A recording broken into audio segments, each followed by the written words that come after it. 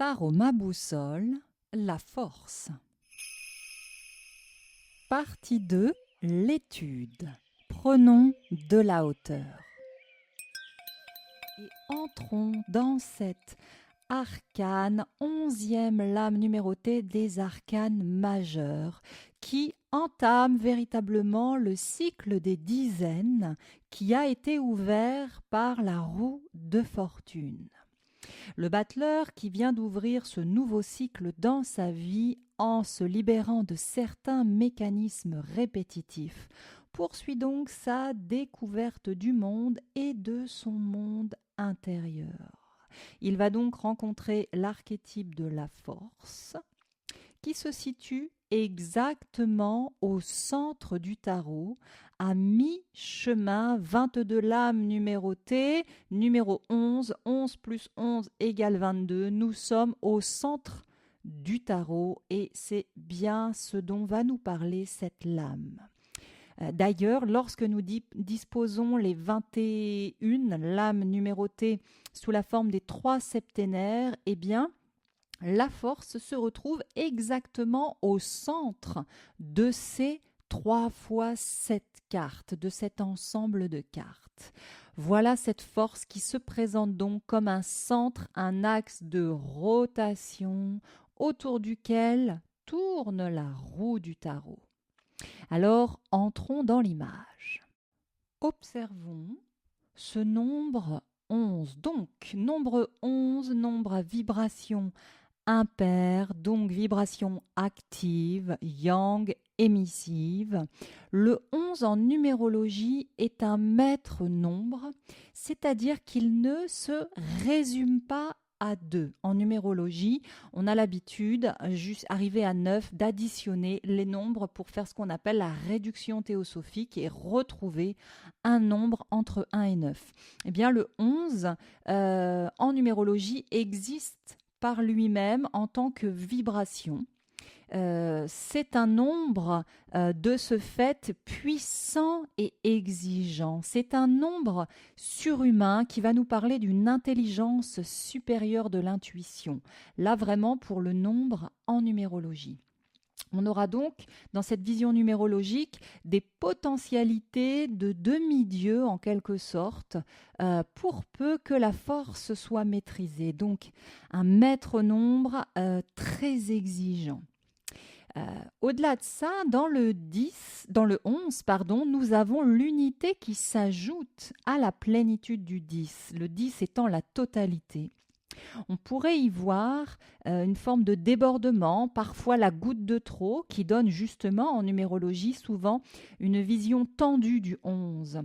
Ce 11 qui est constitué de 2 1 qui se font face et qui pourrait nous parler d'affrontement, de démesure, d'une forme de tension intérieure, de conflit, ce moi face à moi, ou au contraire de complémentarité, comme dans tout principe de dualité. Alors ce 11, c'est le premier degré de la dizaine, comme le 12 sera le deuxième degré, le 13 le troisième degré. En cela, ce 11 évoque un nouveau départ. Ce 11 évoque un élan après l'aboutissement du 10, une impulsion au nouveau cycle. C'est vraiment ce 11 qui va envoyer cette impulsion du nouveau cycle. Alors le 11, bien sûr, je vous parlais de la réduction. Effectivement, lorsqu'on fait 1 plus 1, qu'on additionne ces deux nombres, on tombe sur le 2. Effectivement, le 11 contient la connaissance de la papesse. Ce 2 qui nous renvoie à la papesse dans les arcanes majeures du tarot. On est donc avec un nombre de connaissances, d'intuition dans la dimension du 2. Voilà, quand il se résume au 2. On retient, en tout cas du 11, sa vibration puissante et exigeante que l'étude de cette lame va venir éclairer. Observons maintenant le nom de cette lame, la force. À nouveau, on se retrouve ici avec un principe abstrait, un nom qui nous relie directement à l'archétype sans détour, comme c'était le cas avec la justice. Ici, nous sommes avec la force littéralement sur un principe archétypal, c'est-à-dire universel qui peut prendre ensuite différentes formes en fonction des cultures. Toujours est-il que la force est un principe abstrait universel et que donc, contrairement au pape, à l'impératrice, l'empereur, l'ermite, etc., ce terme ne désigne pas une personne. Et nous sommes bien dans le second septénaire, hein. Les lames nous parlent maintenant beaucoup plus de concepts psychospirituels, émotionnels et beaucoup moins de position sociale, puisque tout ça finalement s'est fait dans le premier axe initiatique, je vous rappelle, du battleur au chariot. Voilà. Alors ici, bien sûr, la question se pose, de quelle force parlons-nous? Encore une fois, le tarot nous invite à jouer entre l'intérieur et l'extérieur. Une force physique, musclée ou une force morale plus intérieure? Les expressions d'ailleurs empruntant ce mot sont très nombreuses. On va pouvoir dire en pleine force de l'âge, force de caractère, ligne de force dans une image, rapports de force, la force vitale. Et je vous invite vraiment à jouer, à mettre pause à cette vidéo, puis à chercher quel jeu de mots, quelles expressions vous vient avec la force pour voir vraiment toutes les dimensions dans lesquelles ce terme nous emmène. Il y a vraiment quelque chose de très global, de très universel dans cette force. Alors quand on entend la force, bien sûr, on pourrait tout de suite penser à la violence. Une forme de violence, on va parler de passage en force, de forceps, de forcer. Voilà, tous ces mots qui vont amener sur quelque chose de plus brutal, de plus violent. C'est une question ouverte à laquelle vient nous confronter cette lame ici. Alors, bien sûr, le tarot évoque toutes ces notions, mais dans son aspect initiatique, philosophique. Donc, clairement, ici, il nous questionne sur notre relation à la force. Il nous demande effectivement quelle est cette force intérieure en nous. Comment la trouver, comment la comprendre, comment l'expérimenter dans notre boussole intérieure. Cette lame est vraiment fondamentale, centrale. C'est pour ça qu'elle est placée au centre du tarot, parce que c'est vraiment cette force intérieure que nous allons être amenés à découvrir et à incarner dans notre condition d'humain, dans notre vie humaine. Donc dans notre boussole du tarot, cette carte-là va vraiment être un ancrage, un fondement très important auquel revenir régulièrement. Cette lame-là dans la boussole, elle nous invite à revenir la voir régulièrement pour nous appuyer dessus. Voilà. Notons que la force est un mot féminin. La force. Et nous retrouverons une femme sur l'image. C'est un indice quant à la nature de cette force qui, mine de rien, maintient tout l'univers en place. Sans force de gravité, plus rien ne tient. La force amène cette polarité plus féminine qui va nous parler plutôt d'une force concentrée, d'une force intérieure. Voilà, d'une force gravitationnelle qui va attirer à elle pour que tout tienne. Nous reviendrons sur cet aspect, mais voilà déjà une ouverture sur ce nom de la force. Voilà, on voit vraiment qu'on est ici connecté à quelque chose qui vient directement nous toucher dans nos sensations, dans le sensoriel. Quand on lit, quand on découvre cette lame, cette carte dans un tirage ou dans une méditation, elle vient directement nous toucher dans le sensoriel. C'est beaucoup moins le mental. Le mental va moins chercher à analyser. Quand on va lire la force, c'est quelque chose de beaucoup plus instinctuel, de beaucoup plus intérieur qui va se réveiller. Et ça sera tout de suite intéressant de voir comment nous parle ce terme. Quand vous lisez la force, comment ça vibre en vous? Où est-ce que ça vous renvoie à l'intérieur de vous? À quel endroit elle est cette force? Est-ce qu'elle existe? Est-ce qu'elle a une place dans votre vie? Est-ce qu'elle est pour l'instant toute petite? Voilà. Donc, je vous invite vraiment à prendre le temps de sentir où est cette force dans votre vie. Voilà ce que le tarot nous invite à faire, bien sûr, avec cette lame. Plongeons maintenant dans l'image. la composition de cette image, on retrouve un personnage qui remplit la totalité du cadre de bas en haut, avec un animal situé dans la partie basse, pas d'axe de symétrie particulièrement. Néanmoins, lorsqu'on trace des diagonales, voilà, qui relient chacun des angles, eh bien, on se rend compte qu'effectivement, le centre de la carte est rempli par le ventre et par l'œil de cet animal qui pourrait être presque au nombril. On a donc quelque chose qui amène vraiment le centre de gravité du personnage, ce ventre. On va voir là, on est vraiment dans notre centre de gravité, notre centre énergétique qui est vraiment placé dans la carte, également au centre de la carte. Donc, on insiste dans la composition de l'image avec finalement l'importance de placer son centre au centre.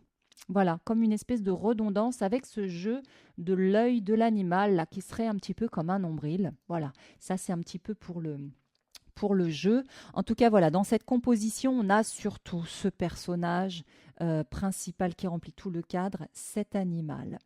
Alors, décrivons déjà l'image. Qu'est-ce que nous voyons pour pouvoir entrer dedans d'une manière sensorielle et symbolique et visuelle? Nous avons donc une femme debout, donc une position active. Hein. Les positions assises sont plutôt des positions passives. Ici, on a une position active.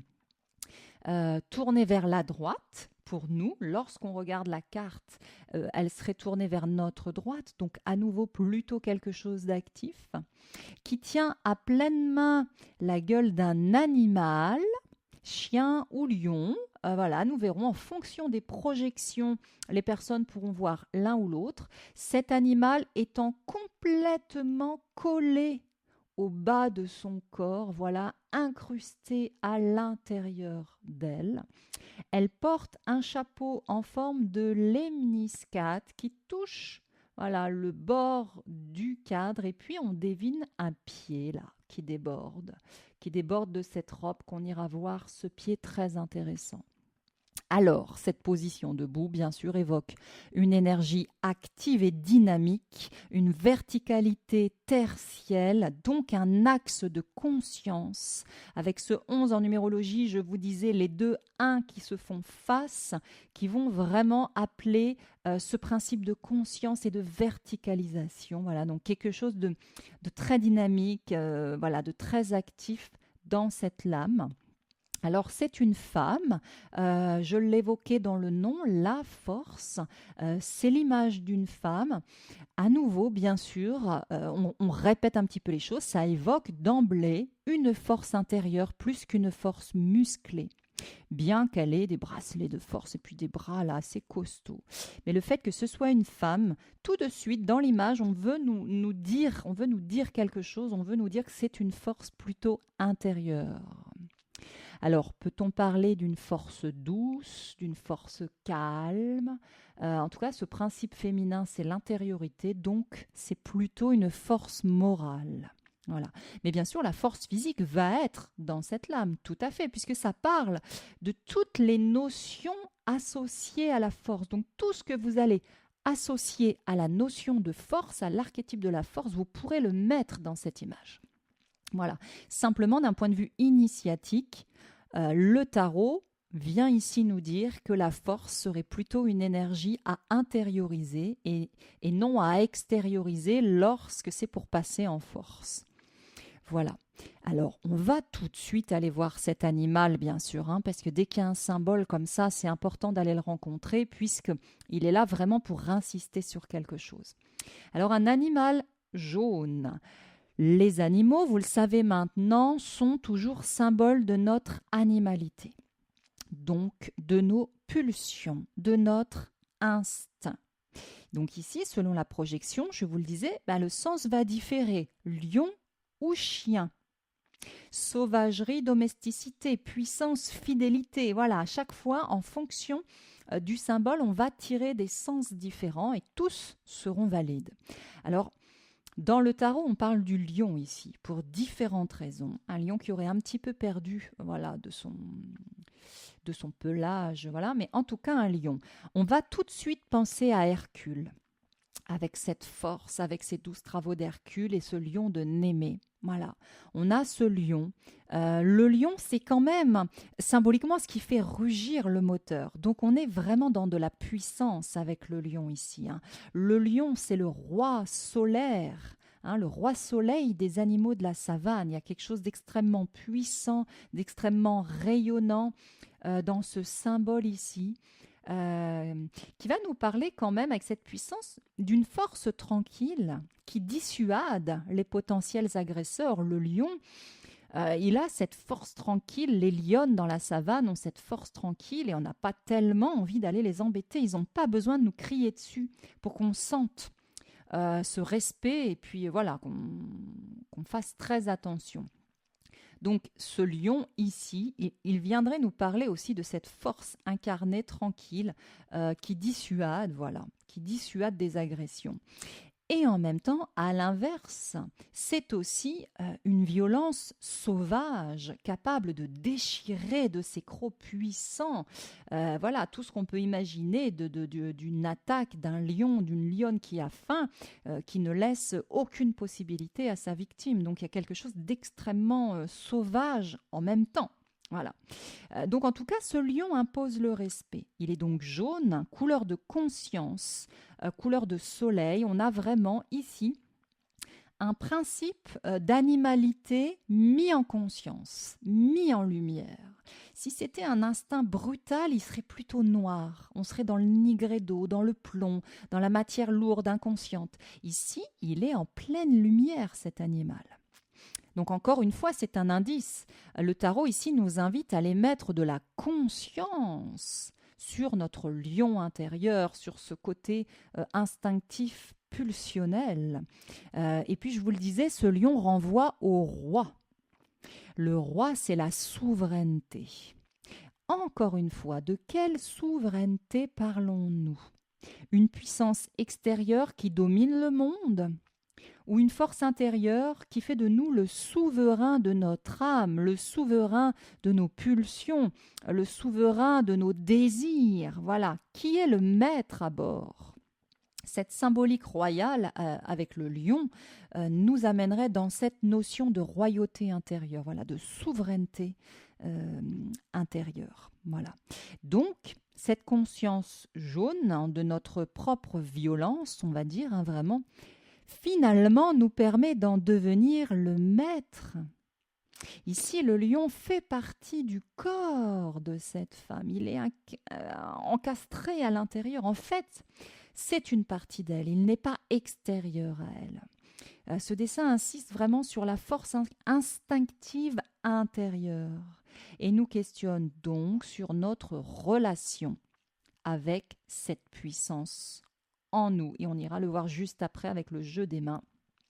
Voilà, mais déjà, on nous invite à mettre de la conscience et de la lumière sur toutes nos pulsions, sur ces forces instinctives. C'est déjà le grand enseignement de cette lame dans notre boussole, de mettre de la conscience et de la lumière. Ça veut dire d'aller rencontrer ces forces en nous. Voilà. Alors, si c'est un chien, bien sûr, ça va nous amener encore sur d'autres informations. Le chien, c'est le meilleur ami, c'est le protecteur, il a de l'instinct, il a du flair. On reste dans tous les cas sur une force instinctive. On pourra penser à l'animal de pouvoir en chamanisme, hein, cet animal totem, et qui est vraiment cette force intérieure. Et puis le chien en tant que gardien de la maison. Les chiens qui symbolisent aussi la joie et la spontanéité. Hein, les chiens sont extrêmement spontanés et très joyeux quand ils veulent jouer avec nous. Voilà, ils y vont à fond. Voilà, ils retiennent pas leur puissance de jeu. Donc on est aussi avec cette force qui vit en nous. Et ce chien serait aussi notre chien de garde intérieur, notre sécurité intérieure. Et on va voir que là, avec cette lame, la sécurité intérieure est fondamentale. Ici, on peut tout à fait la représenter par ce gardien intérieur et qui, par son flair, va pouvoir aboyer si un intrus arrive et donc nous envoyer l'information. D'où l'intérêt d'écouter cette force intérieure qui va se situer au niveau du ventre, on va aller voir ça juste après, qui va nous envoyer un signal. un signal sensoriel, viscéral, dans les tripes, on pourrait dire, on va le ressentir à l'intérieur de nous, comme un chien qui d'un seul coup aboie dans une maison pour prévenir qu'un vélo passe, qu'il y a quelqu'un dehors, voire qu'il y a un intrus, voire qu'il y a un voleur, on ne sait pas, et qui va même bondir pour nous protéger. Voilà, donc toutes ces notions sont déjà dans la présence, contenues dans la présence de cet animal. Alors je vous parlais des mains, allons les voir tout de suite. Hop, voilà, le jeu des mains de cette femme qui tient la gueule ouverte. Alors, dans la projection, tout va être intéressant. Comment vous sentez cette image quand vous voyez ça? Est-ce que vous avez l'impression que ce personnage force pour ouvrir la gueule de l'animal? Au contraire, est-ce qu'elle cherche à lui refermer? Est-ce qu'elle cherche à aller soigner quelque chose à l'intérieur? Voilà. Tout ce que vous ressentez face à cette image va être très intéressant dans le jeu entre ce personnage et son lion, son chien intérieur, son animalité. Voilà. Et donc cette projection-là va bien sûr en miroir, puisque chacune des cartes est un miroir, nous permettre de comprendre également comment intérieurement nous nous comportons avec notre chien intérieur, voilà, avec cet animal, ce lion. Donc ça va être très intéressant. Voilà, donc est-ce que vous sentez qu'elle force physiquement pour lui ouvrir ou lui refermer? Ou alors est-ce qu'il y aurait une complicité entre les deux? Une domination? Est-ce que c'est un dressage? Est-ce qu'elle est en train de le dresser? Voilà. En tout cas, ici, dans notre boussole, le tarot évoque la capacité de maîtrise de nos pulsions, la capacité d'écoute et de dialogue avec notre instinct. Il n'est donc absolument pas question de tuer l'animal en nous, mais plutôt de le dompter et même plus de l'apprivoiser, d'en faire un ami. C'est pas du tout la même chose. Voilà. Plutôt que d'en avoir peur, comme on peut avoir peur des chiens agressifs, peur qu'ils nous mordent, qui peut renvoyer aussi à la peur de nos propres pulsions agressives. Ici, vraiment, le tarot nous invite à aller apprivoiser, dialoguer avec cet animal pour qu'il y ait une complicité entre les deux. Donc ça, c'est vraiment un des enseignements fondamentaux de cette lame, cette notion de maîtrise, mais pas une maîtrise dure, pas une maîtrise brutale, une maîtrise par l'écoute, comme on maîtrise les arts martiaux. Voilà. Et bien sûr, ce travail-là ne peut être réalisé qu'à ce niveau du tarot. 11e marche, 11e carte, 11e porte, 11e étape, 11e case dans le jeu. Voilà, il faut être arrivé à cette étape-là pour pouvoir réaliser ce travail intérieur. Parce qu'il aura fallu traverser et intégrer les enseignements des 10 arcanes précédents, sous peine de passer cette étape de manière primaire, parce qu'on parle d'animalité, et puis finalement de se retrouver à puiser dans cette carte de l'agressivité, du désir de domination, et puis de se laisser complètement mener par nos pulsions animales. Voilà, ça serait vraiment le risque de mal vivre cet archétype-là et d'être complètement aux prises sans le savoir, avec ces pulsions qui nous mèneraient par le bout du nez. Voilà. Donc, ces mains qui jouent là à ouvrir, fermer, etc., c'est tout à fait intéressant dans la projection. Donc, toutes les informations sont OK. C'est-à-dire que si j'ai l'impression qu'elle est en train de le forcer à ouvrir son bec là, eh bien c'est effectivement la coloration de cette lame, passage en force. Voilà, vraiment forcer quelque chose, forcer à ouvrir, forcer à exprimer, ou forcer à fermer, forcer à se taire, réprimer, refouler. Voilà, toutes ces notions-là seront dedans. On voit quand même ces mains et puis ces avant-bras, là, ces espèces de bracelets de force qui sont couleur chair. Donc on parle bien de l'incarnation, on parle bien de pulsion dans nos vies d'humains. C'est-à-dire que c'est une force morale, c'est une maîtrise intérieure, mais sur quelque chose qui agit vraiment dans nos vies d'humains, hein, nos désirs, nos impulsions, nos agressivités, nos pulsions de violence par moment, qui fait qu'on aurait peut-être envie de frapper quelqu'un. Voilà, c'est dans la matière, c'est couleur chair, hein, c'est vraiment dans la vie. Hein. On n'est pas dans un principe abstrait. Hein, on descend ça quand même vraiment dans notre vie d'humain. Voilà. Alors donc je vous parlais de cette tête qui se situe au niveau du ventre. Donc bien sûr, on va être dans tout le travail autour du ventre, autour de ce qu'on appelle le hara. Hop là, le hara, ce centre de force vitale pour les Japonais. Voilà, on est vraiment dans cette lame avec notre énergie de vie. Notre énergie de vie est concentrée dans le ventre. Le ventre qui est le deuxième cerveau humain, hein, notre cerveau émotionnel. Ce centre qui nous apporte sécurité, force, ancrage. Hein, c'est le lieu de l'enracinement, le hara. Voilà. Le tarot évoque ici vraiment la maîtrise de l'énergie vitale. Pourquoi? Parce qu'elle maîtrise son énergie vitale. Là, on peut vraiment abstraire un petit peu les choses et penser ici vraiment avec ses mains, elle manipule l'énergie comme le ferait un maître du chi, dans le tai chi, dans le qigong, dans tous les arts martiaux, dans tous ces dessins animés où on voit les personnages faire former des boules d'énergie. Voilà, vous voyez un peu tous ces mangas là où ils créent des boules d'énergie, mais c'est complètement l'archétype de la force.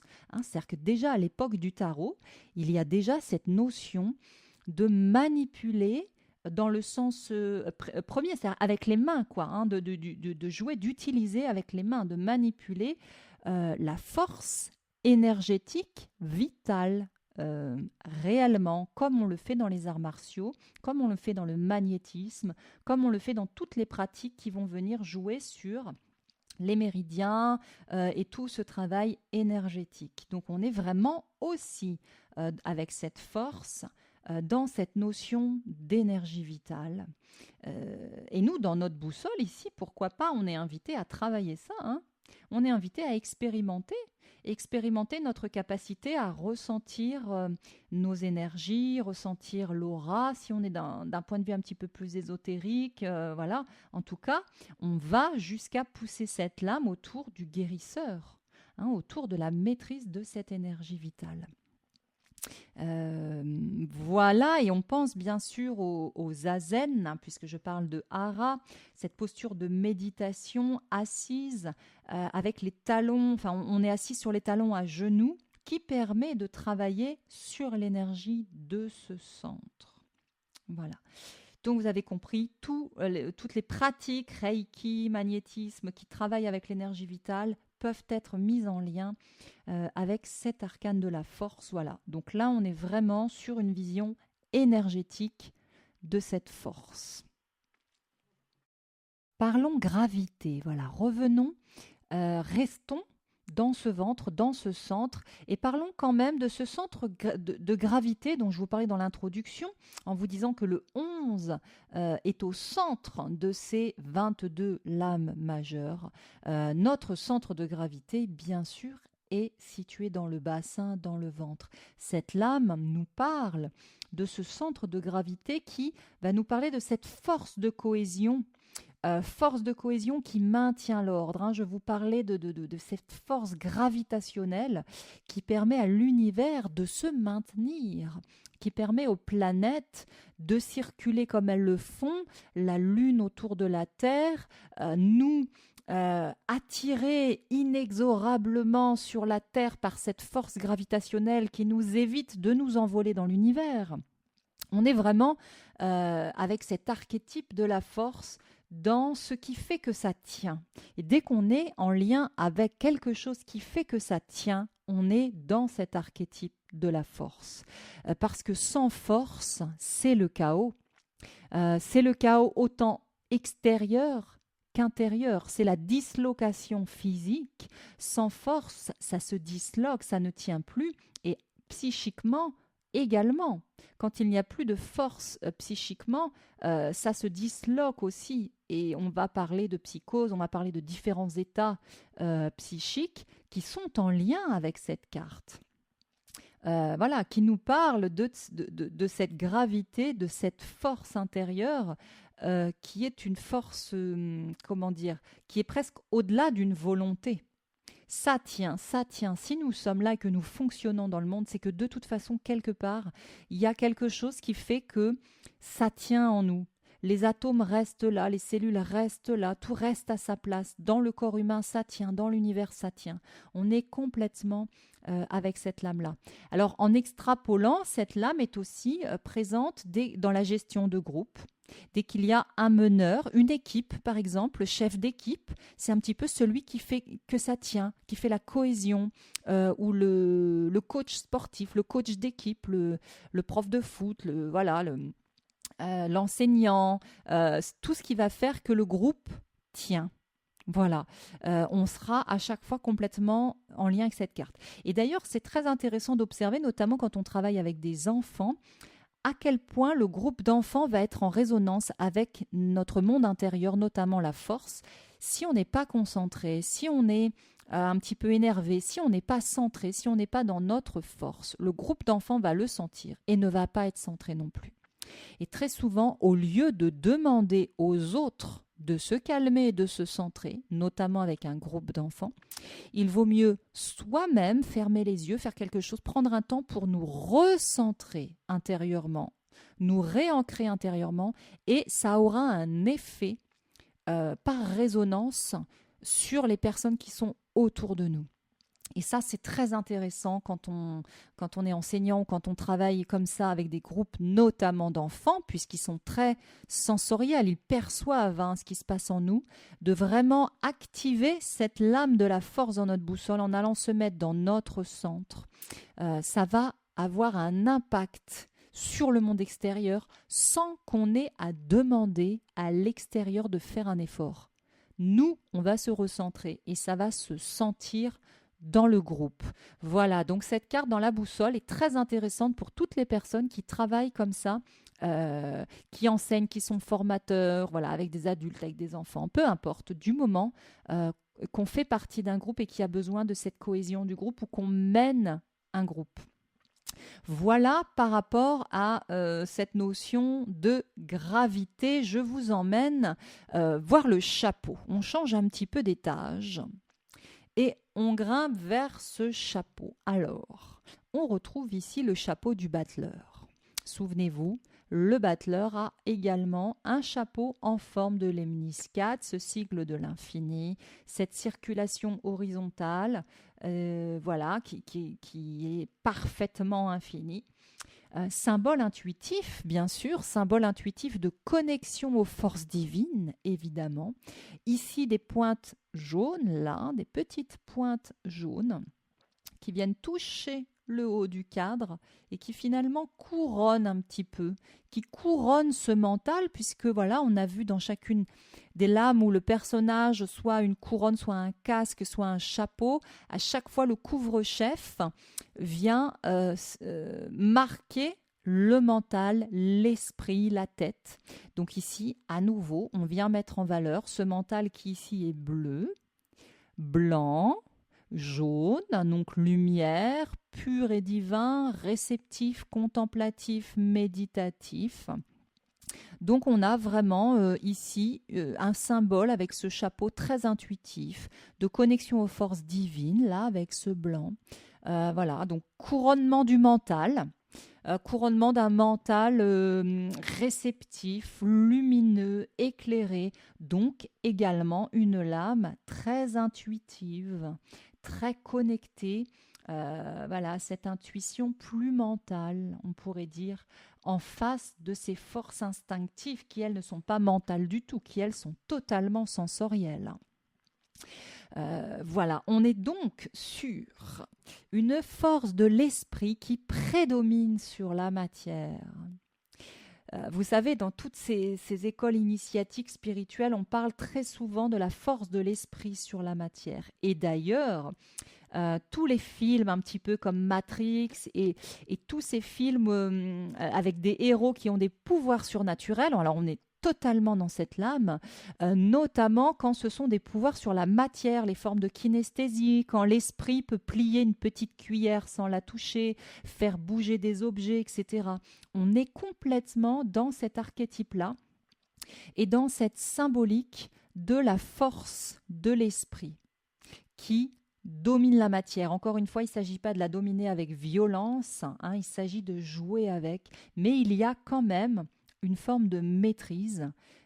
Voilà, donc ici encore un petit enseignement de cette carte qui nous invite à amener de la conscience, amener du mental sur les impulsions, les instincts. Voilà. Et donc, pour mettre en lumière ce lion-là, cet animal qu'on voyait jaune et en lumière, pour mettre de la conscience dessus, on est bien obligé d'y mettre des mots, d'y mettre du mental, d'y mettre de la pensée. Donc il y a vraiment un jeu très important de circulation entre ce chapeau lemniscate, cette conscience et ces pulsions. On va être complètement dans l'enseignement de cette lame qui, d'un point de vue spirituel, va nous inviter à maîtriser nos pulsions.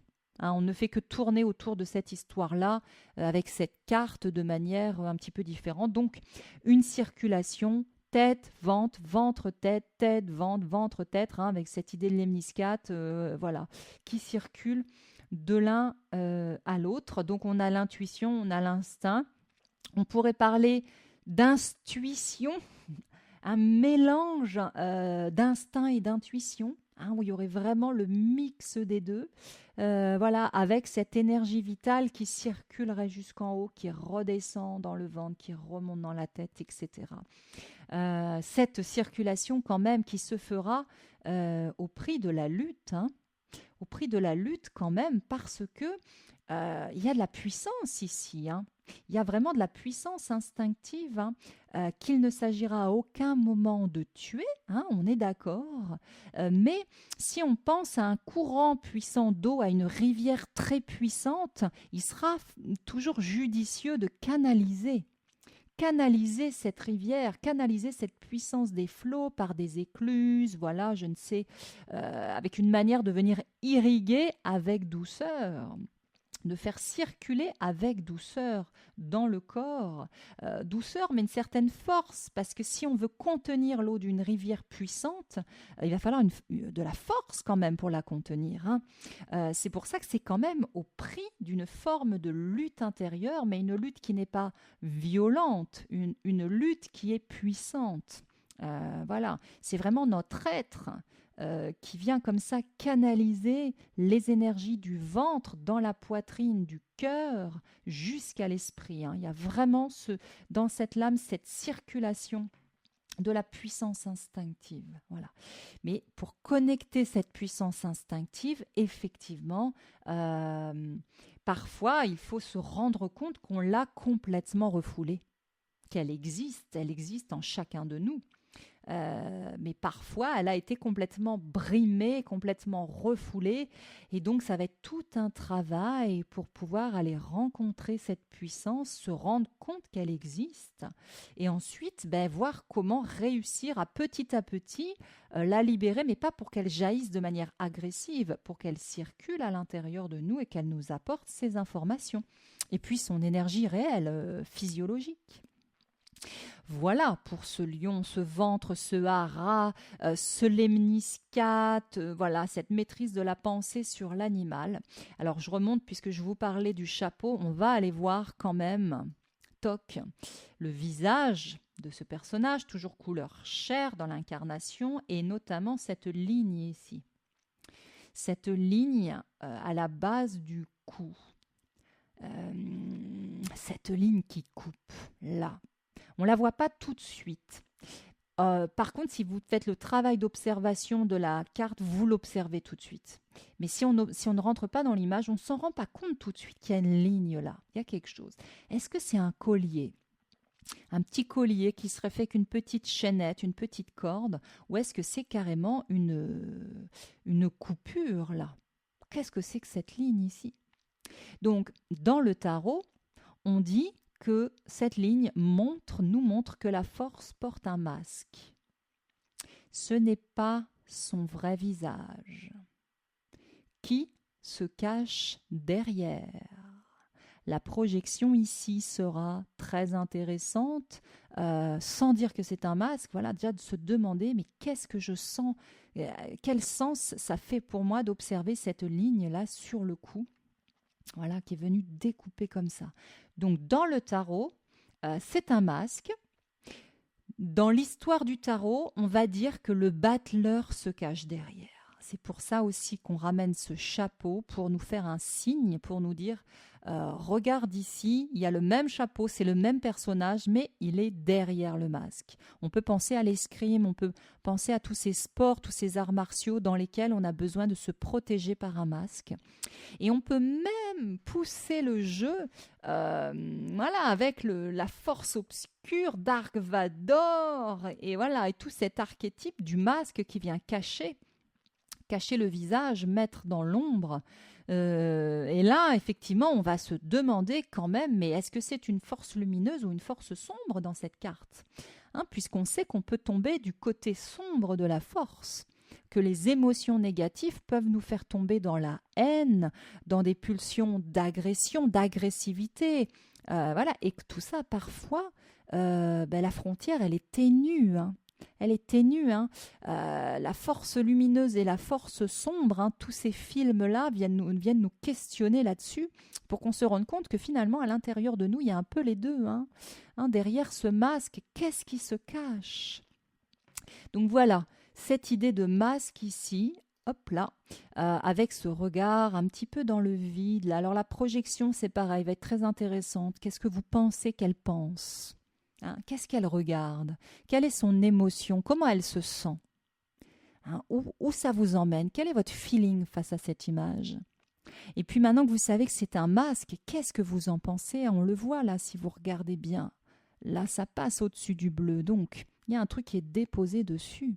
Voilà. En tout cas, on laisse la question ouverte. À nouveau, il n'y a pas une réponse figée. Il y a une symbolique autour du masque qui vient nous questionner sur cette force intérieure. Voilà. Alors, de ce visage et ce cou, descendons, descendons, descendons au plus bas de la carte et allons voir ce pied. Hop. Ce pied, un petit peu étrange quand même, donc couleur chair, on est bien dans l'incarnation. Un seul pied visible avec un nombre d'orteils pas très naturel. On dépasse les 5, les 5 doigts de pied. Ici, avec ce pied qui déborde en dessous, bien sûr, on va évoquer l'ancrage, on va évoquer les racines. C'est évident puisque comment être dans sa force si on n'est pas enraciné? C'est impossible. On est vraiment dans l'archétype du chêne qui vient plonger ses racines profondément. Plus il descend ses racines profondément, plus il va pouvoir faire face aux intempéries, à ce que la vie va lui envoyer. Voilà, il a besoin de cet ancrage puissant pour ne pas plier au premier coup de vent. Donc la force va vraiment nous parler d'ancrage. C'est un mot-clé que vous retrouverez tout le temps avec cet arcane de la force. Bien sûr, puisque pas de force sans ancrage. Donc on est vraiment avec ce pied qui vient nous parler de ça, mais un ancrage dans la vie. Voilà, il ne s'agit pas de s'échapper de la vie. On est vraiment dans la vie humaine. Alors ce pied nous emmène sur le sol, parce que le pied il est posé sur le sol. Je vous parle de racines, je vous parle d'ancrage. Et puis finalement, quand on regarde le sol, on s'aperçoit qu'il n'y en a pas. Et ça, c'est très important. C'est la seule lame dans laquelle il n'y a pas de décor du tout. Il n'y a même pas la ligne du sol. On ne sait absolument pas sur quoi repose cette force. En réalité, là, elle flotte. Elle flotte dans les airs. La notion de sol va tout le temps nous parler, bien sûr, de point d'appui, de base. Voilà, sur quoi on s'appuie. Et là, c'est exactement là où veut nous emmener cette carte. Elle veut vraiment nous inviter à construire notre terre intérieure, notre sol intérieur, pour prendre appui sur nous-mêmes. C'est un message fondamental de cette lame de la force. C'est vraiment l'autonomie. l'autonomie. Je prends appui sur moi-même puisque je n'ai pas de sol sur lequel prendre appui, un sol extérieur. Arrivé à cette 11e étape, il s'agit maintenant de ramener à l'intérieur et de prendre appui sur notre terre intérieure qui a dû commencer à se structurer avec les 10 étapes précédentes. Voilà, ici on est vraiment invité à stabiliser, à solidifier tout ce travail intérieur et donc à prendre appui sur nous-mêmes. Voilà, ce détachement, puisque si on prend appui sur nous-mêmes, bah, c'est qu'on ne prend plus appui sur l'extérieur, hein. Ça va préparer la lame suivante, hein, puisqu'il y a toujours les lames qui précèdent, qui procèdent. Voilà, c'est une étape qui va nous préparer à la rencontre avec le pendu dans laquelle le détachement va être primordial. Mais comment se détacher des liens si on n'a pas stabilisé à l'intérieur de nous? Voilà. Donc, encore une fois, je le répète, cette lame dans notre boussole, la force est fondamentale. On peut y revenir, de manière incessante, vraiment à chaque fois pour reposer cette base intérieure. Donc voilà, en mots-clés, l'autonomie, l'autoréférencement va être très important puisqu'il n'y a pas de référence extérieure. Donc la force, dans un tirage, elle nous invite vraiment à nous référer à nous-mêmes. Elle nous demande « Qu'est-ce que tu en penses, toi ?» Voilà, on va voir en troisième partie un petit peu ces propositions de cette carte, voilà, ces questions. Mais là, d'emblée, voilà, d'observer qu'il n'y a pas de décor, qu'il n'y a pas d'éléments extérieurs. On est seul avec nous-mêmes et en même temps pas si seul que ça puisqu'on a quand même notre animal intérieur, notre chien de compagnie là. Hein. Voilà. Donc ce sol, très important d'observer qu'il n'y en a pas. Voilà. Alors pour la petite histoire, amusons-nous, entrons un tout petit peu dans l'image. Vous savez que par moments il y a des choses cachées. Toc. Ici, qu'est-ce que vous voyez là dans le pelage? Qu'est-ce que c'est cet endroit-là dans le pelage?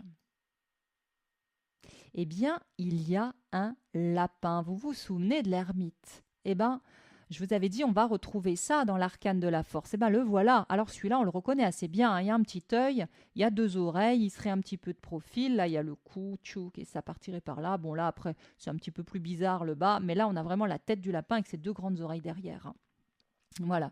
Donc, dans ce pelage de l'animal, on retrouve le symbole du lapin, déjà évoqué. Je vous en redis quelques mots ici. Bien sûr, ce lapin qui est symbole dans son, dans son étymologie du sexe féminin. Alors bien sûr, ça nous emmène dans la sexualité, et puis évidemment, là on est complètement dans cette force pulsionnelle, sexuelle, instinctive. Hein. Donc le lapin, il nous amène en plus cette coloration-là. Cette coloration de libido, mais la libido au sens large freudien, c'est-à-dire à nouveau ce désir de vivre cette force de vie. Voilà, donc ce lapin, libido, symbole de la reproduction et du sexe féminin, mais sexe féminin également, on l'a déjà vu comme un utérus matriciel, le monde intérieur, ce qui se fait dans le noir, ce qui se mature au chaud, ce chaudron puissant, voilà, donc on revient à quelque chose d'intérieur ici encore, hein, qui se fait sans qu'on le voie, dans l'ombre, dans le noir, mais en tout cas qui ici est vraiment représenté dans le pelage de ce lion. Voilà, donc on réinsiste sur les forces pulsionnelles instinctives et donc la sexualité est complètement dans cette lame, bien sûr, puisque c'est le premier instinct de reproduction, voilà, cette part animale qui instinctivement va chercher à se reproduire pour pérenniser la lignée. Voilà. C'est une force du vivant qui n'est pas mentalisée, puisque les animaux ne mentalisent pas ça, simplement ça les traverse. Et ils savent ça, ils font comme ils sentent. Voilà un petit peu en faisant le tour de cette image. Alors, quelques réflexions quand même pour continuer, parce que cette force, elle nous parle de beaucoup de choses. Une autre notion qu'on va retrouver dans cette lame en extrapolant un petit peu. D'un point de vue initiatique, la force nous invite à être fort. Pour être fort, on va utiliser les lettres F-O-R-T. F-O-R-T, fort. F-O-R-T, eh bien, ça va nous remmener sur les 4 éléments. Le F pour le feu, le O pour l'eau, le R pour l'air et le T pour la terre. Très très simple. Et donc, que nous dit cette carte? Elle nous dit que pour être fort, pour être dans notre force, on a besoin de se relier aux 4 éléments à l'intérieur de nous. Il est question de conscientiser nos 4 centres. On a vu, c'est le travail du battleur. Il a ses potentiels, les 4 forces de vie sur sa table, et puis il va aller les retrouver dans le monde, cette fois-ci transmutés. Eh bien, ici, on est au centre et à cette étape-là, effectivement, on conscientise nos 4 centres qui sont émotionnels, corporels, mental, et puis feu intérieur, c'est-à-dire à la fois le pouvoir, la sexualité, la créativité, la spiritualité, voilà, tout ce qui est autour du feu, l'air, le mental, l'eau, les émotions, la terre, le corps physique. Donc, pour être fort dans cette carte, eh bien, on est invité à conscientiser notre monde émotionnel, notre monde mental, notre corps physique, la force physique, réellement les muscles. Et puis ce feu intérieur, ce feu créatif, ce feu sexuel, cette puissance, cette volonté. Voilà. Et il s'agit finalement d'équilibrer les 4, d'avoir ces F-O-R-T, d'avoir conscientisé les 4 et de travailler avec les 4. On retrouve ça dans la quête du Graal, la quête du soi, voilà. Dans toutes les traditions, ce travail avec les 4 éléments sera toujours fondamental. Donc voilà pour cette réflexion autour de la force et du mot fort que nous invite à expérimenter cette lame. Alors, en extrapolant, on peut parler aussi du mot brute. Puisque quelqu'un qui utilise la force, on va dire que c'est une brute, qu'il est brutal. Et encore une fois, le tarot peut nous questionner sur cette notion de brute, puisque ça peut être brutal, mais ce qui est brut, c'est aussi ce qui n'est pas travaillé, ce qui est dans son état primaire, comme cet animal ici. Un morceau de bois brut, c'est une branche qui n'a pas encore été travaillée, donc qui n'a pas encore été conscientisée, qui n'est pas encore lumière. Voilà. Donc, si c'est pas conscientisé, ça va amener de la brutalité. Je vais attraper le bâton pour me battre et taper. Si je commence à le sculpter, j'amène de la conscience dessus et je le travaille. Et c'est vraiment ici l'invitation avec ces puissances instinctives, c'est d'aller voir, ok, au service de quoi je mets ces pulsions de vie, ces forces, cette force de libido, de désir. Voilà, je peux le mettre dans la sexualité, je peux le mettre dans la création. On va parler de sublimation en termes psychologiques, puisque cette force existe dans tous les cas. Et que la bloquer, c'est la mort.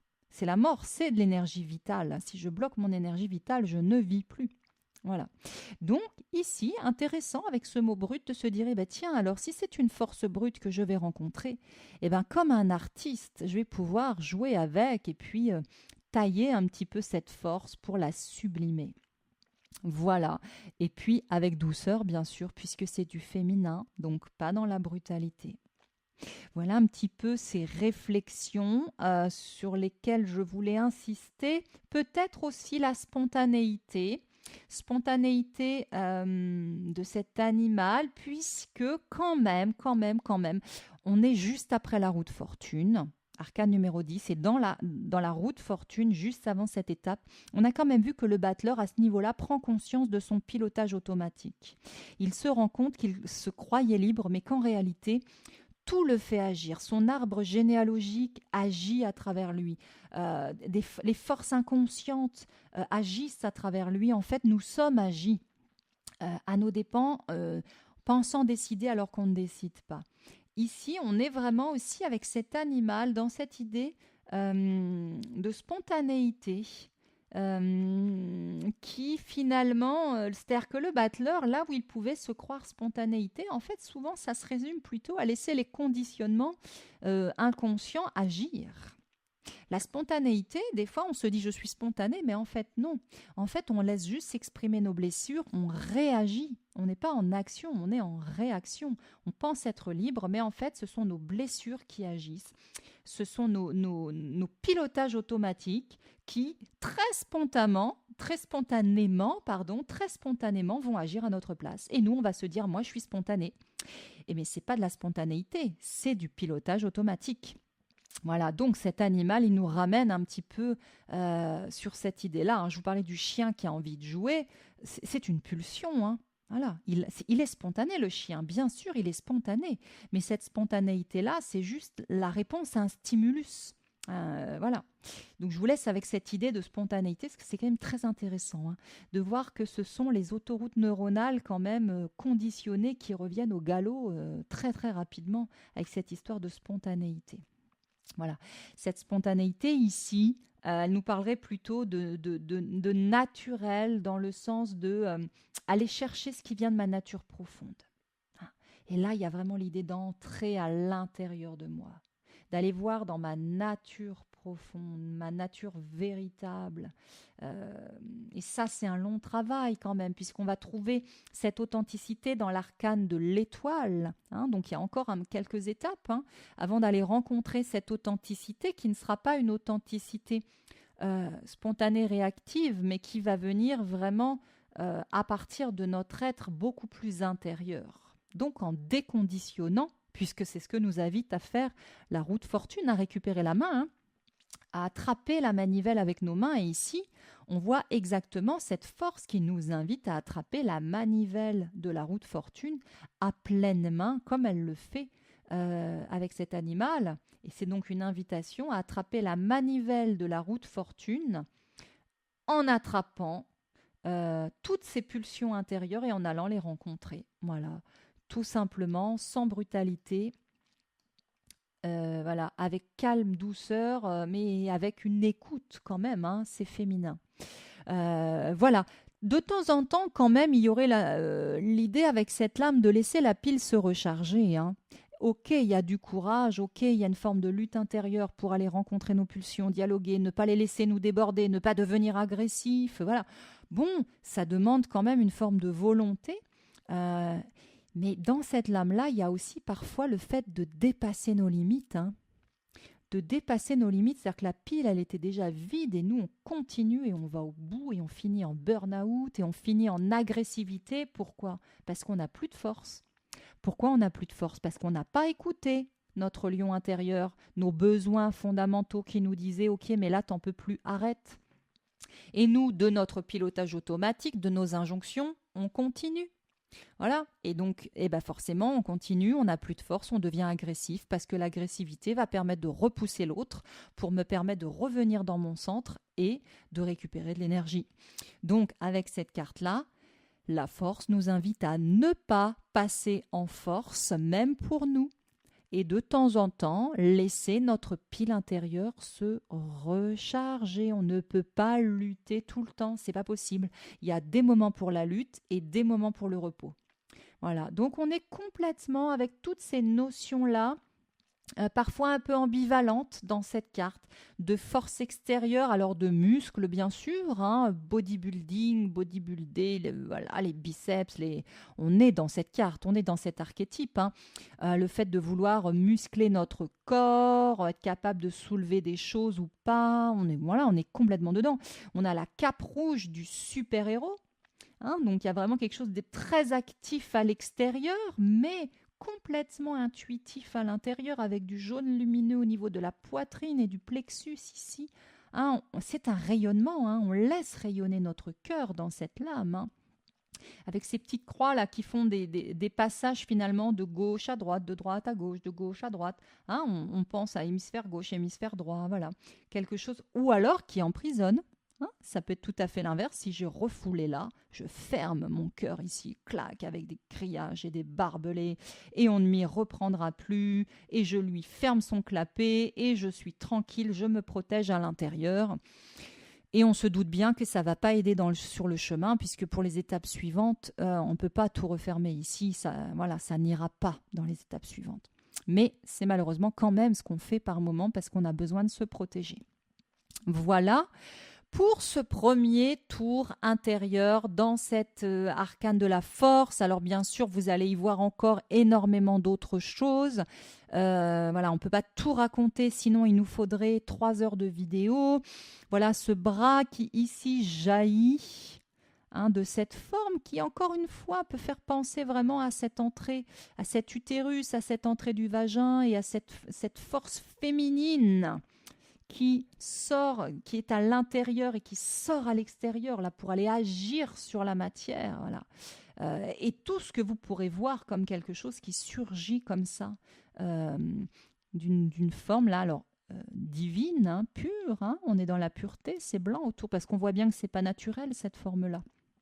Son bras peut pas être disloqué comme ça, là, voilà. Donc il y a plein de petites choses comme ça que vous pourrez aller observer dans la lame. Faites ces observations-là, voyez où ça vous emmène, c'est toujours très intéressant. Ne cherchons pas la vérité à tout prix, voilà, voyons simplement où ces enseignements nous portent et vous voyez vraiment à quel point juste en décrivant l'image, on peut vraiment aller chercher beaucoup d'informations. Voilà, qui vont nous parler de cet archétype et puis de tous ces enseignements dans notre boussole. Voilà, donc je vous propose de résumer tout ce travail.